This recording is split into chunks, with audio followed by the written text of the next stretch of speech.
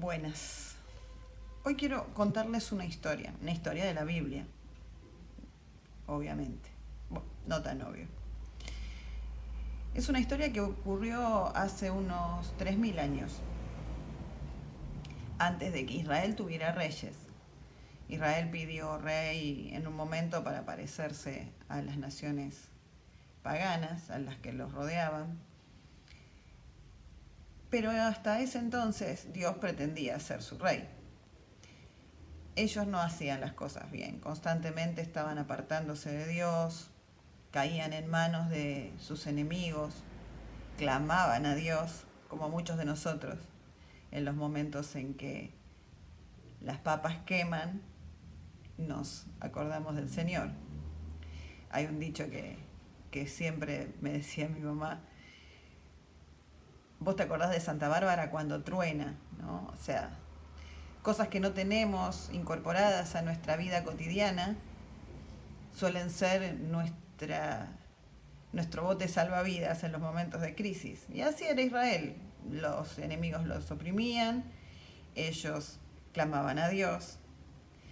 Dios, que los amaba y los ama y nos ama, los libraba de sus enemigos, y ellos, cuando todo estaba en calma, volvían a hacer lo malo delante del Señor y vamos de vuelta. Enemigos, clamor, liberación, y así fue por mucho tiempo. Para aquel entonces, el tiempo de la historia que quiero contarles, los enemigos que estaban tratando de apoderarse de Israel eran los filisteos. Van a aparecer muchas veces en el Antiguo Testamento porque nunca terminaron de deshacerse de ellos.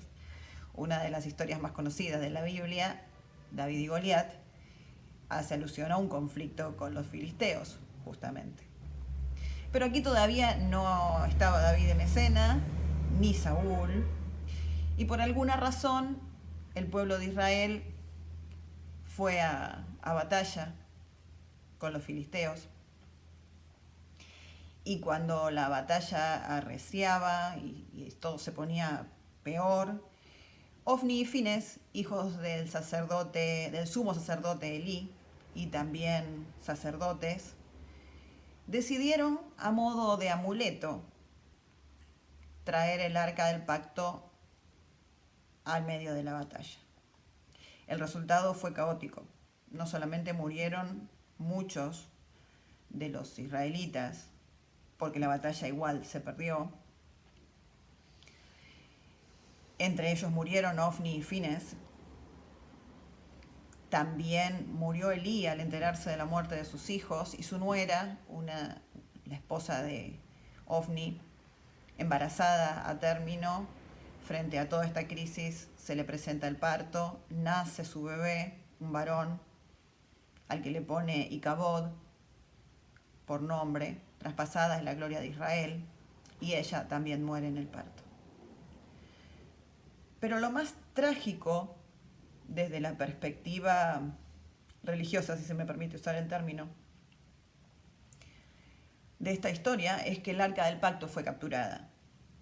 Algo que representaba para el pueblo de Israel la presencia de Dios en medio de ellos, cayó en manos de una nación pagana, y no se les ocurrió mejor cosa a los filisteos, como era un elemento religioso, que meterla en el templo de uno de sus dioses. Así que llevaron el arca a territorio propio y la pusieron en el templo de Dagón, un dios filisteo. A la mañana siguiente, luego de haber llevado el arca al templo de Dagón, Dagón estaba caído en el piso y frente al arca, y los filisteos volvieron a levantar a Dagón y lo pusieron en su lugar. Y a la noche siguiente Dagón volvió a caerse, y esta vez sufrió daños la estatua, cayó sobre el umbral del templo, y los filisteos no solo volvieron a levantar a Dagón del piso, sino decidieron deshacerse del arca y no pisar nunca más el escalón del atrio, porque ahí su dios había caído. Y reflexionaba un poco sobre esta historia, ¿no? Preguntándome qué habría querido hacer Dios al derrumbar esta estatua 2 veces y cuál hubiera sido la reacción correcta o la esperable de parte de Dios por parte de los filisteos. No muestra claramente la caída de Dagón 2 veces la superioridad de Jehová frente a su Dios. ¿No hubiera sido lo deseable que los filisteos dijeran: este Dios es más poderoso que el nuestro, lo ha derrumbado 2 veces? Y buscar al Dios verdadero.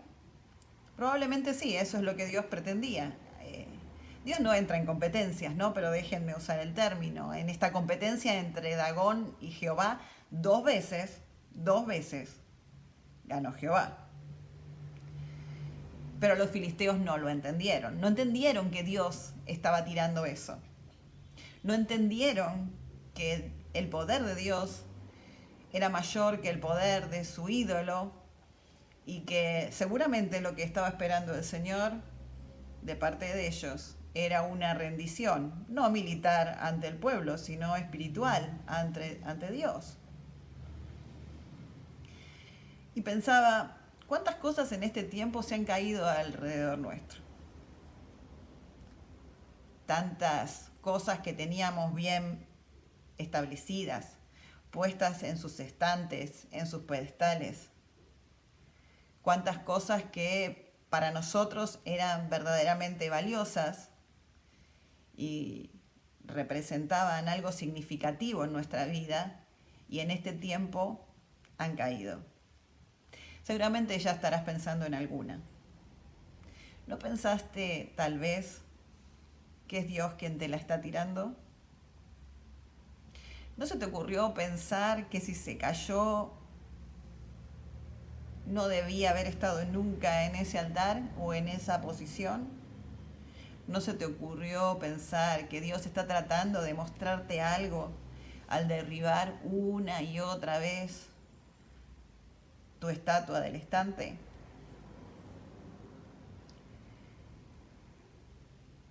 Dios sabe qué cosas te derriba.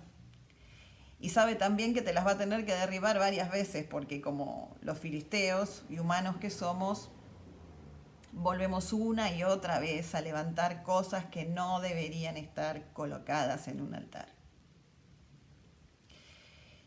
En este tiempo te invito a dejarlo en el piso. No levantes lo que Dios tira. Pensá qué es lo que corresponde que pongas en ese lugar. Porque como dice Salomón, hay tiempo para derrumbar y hay tiempo para construir. Y si Dios está derrumbando algo de tu vida, sin duda es porque hay otra cosa que debe ser construida en ese lugar. No seas como los filisteos, no vuelvas a levantar a tu ídolo. Déjalo en el piso y en su lugar, la presencia de Dios. Ponela como tu centro de adoración. Así que Dios te bendiga y espero ver a tu Dagón fuera del templo.